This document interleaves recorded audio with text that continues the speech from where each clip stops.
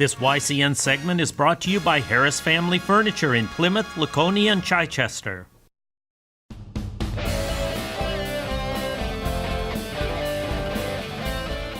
Welcome back, YCN Sports Talk. Jeremy Stout, Dustin Ribellini, and we are here in West Lebanon at Salt Hill Pub. And Dustin, they have brought us a nice burger and some hand-battered onion rings. The Jake Burger, I think this one is. Yeah, I think you said that.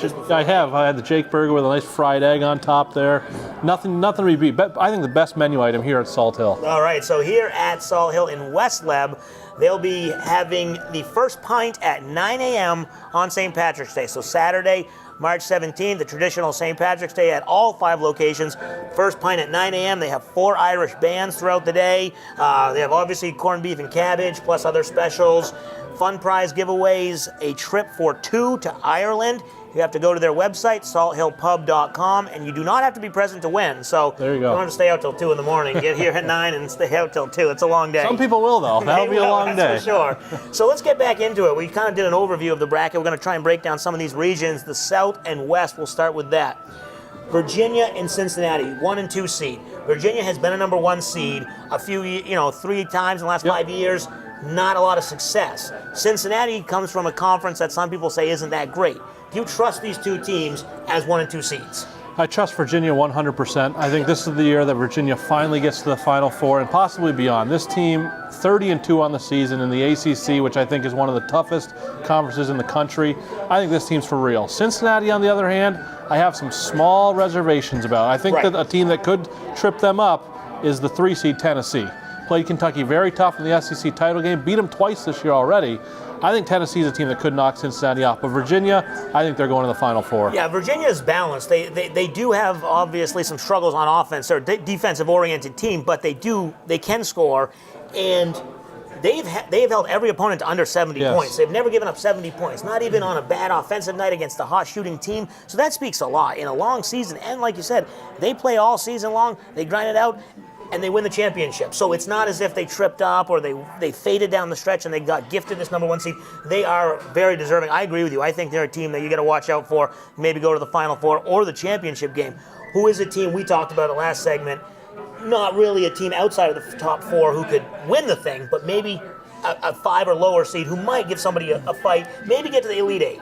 Yeah, I think the one team to look at, if we're looking at the South region, is probably Kentucky, just because of their talent. Yeah. They have so much talent. They're very, very young. Obviously, if they matched up against Virginia in a Sweet 16 matchup, that'd be a tough game for them. But I would say of the teams below 4, Kentucky's got the most talent. Obviously, John Calipari's been there, done that. So I think Kentucky's a team that could do it. I don't think they will, but they could. No, they could, and that's the whole point. They could do it, but then, like you said, they have a tough matchup against Arizona if they both make it. Arizona probably could have been a 2 or 3 seed the way they're playing, so it's kind of disadvantaged for Kentucky. So Kentucky has probably, you don't want to call it a sleeper team, but you're right, one team under the number 4. In the West region, we go there. It seems to be loaded. You have Xavier, who is the worst number 1 seed, but then as we talked about, you have UNC, Gonzaga's in there, and the number 3 seed Michigan. They can get hot. That's a loaded bracket. That's a really loaded bracket. And Xavier, they're not a bad team. It's not like we're saying they're a 4 seed. They're a good team. Right. They're just the weakest of the number 1 seeds. And like you said, UNC, Michigan, Gonzaga, 4 very good teams. I think in this region, the one team to look out for is that Gonzaga team. You just said it a few minutes ago. They're not a 4 seed. They're a 2 or 3 seed. They're seated a little low. I think we've seen this in the past in the tournament. Teams seated lower than they should be makes it tough for the rest of the teams. I think Gonzaga is a sleeper team in that region. Yeah, and the point you make, it's the same thing with Arizona, like we just talked about. When you get underseeded, you're not actually hurting the team. You're not hurting Gonzaga in this situation. You're hurting a team that they might have to match up with, like a Xavier, who they have to match up with in the Sweet 16 or something, as opposed to maybe they should have been matched up against somebody else. What is an underrated seed, 5, 6, 7 in that region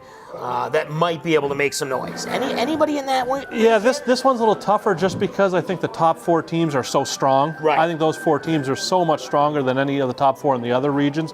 Again, if I have to pick one, I'd probably say Ohio State, because Keita Bates-Diop is one of the better players in the country. And in the tournament, we've seen there can be single players carry you all the way. But again, I don't give them really much chance at all, just because I think they're facing a Gonzaga team in the second round that's like a 2 seed. Right, and one team I look at is that Houston team, and I know they have a tough matchup with Michigan if they both make it, but Michigan's one of those teams. They can get hot or they get cold. Yep. So if they get cold, Houston can rebound. They play good defense. That's something that they could steal. I don't see them beating like a UNC, right, but maybe winning a couple games and getting to the second weekend. So as we know, anything can happen in these pools. Next segment, we'll come back. We'll talk the East and the Midwest region. We're here in West Lebanon, New Hampshire at Salt Hill Pub.